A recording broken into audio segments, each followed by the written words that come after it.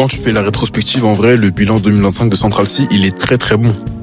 Central C 2025, ça a peut-être été sa meilleure année. Je dirais quand même après 2021 parce que t'avais vraiment tout cet effet nouveauté, tout cet effet véritable explosion. Mais 2025, ça a été très très fort. Janvier, il sort son album CRG. L'album a cartonné. Autant la musique, c'est selon les goûts de chacun. Autant commercialement, il faut reconnaître, le projet a tout pété.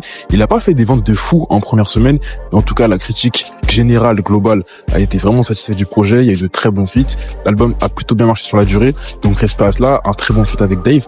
À côté, l'été, il sort un son avec Drake. Et même si, je pense qu'on est tous d'accord pour dire que le son n'est pas forcément fou, il a quand même réussi à faire un son avec Drake, que Drake a sorti lui-même en promo de son prochain album. Et ça, c'est très très fort. Il a été à de nombreux festivals. Il a eu une tournée internationale avec des dates qui n'ont pas forcément toujours été remplies, mais qui ont plutôt bien cartonné. Je pense que la tournée a été vraiment rentable. Et là, en fin d'année, il sort un son bien rap, un son vraiment déjà d'une part à l'air du temps, avec l'hiver, tout ça, mais un son qui te rappelle que Central C de base est aussi un rappeur qui sait faire plein de choses différentes.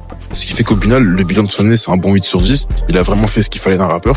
Et franchement, il peut vraiment aborder 2026 sereinement.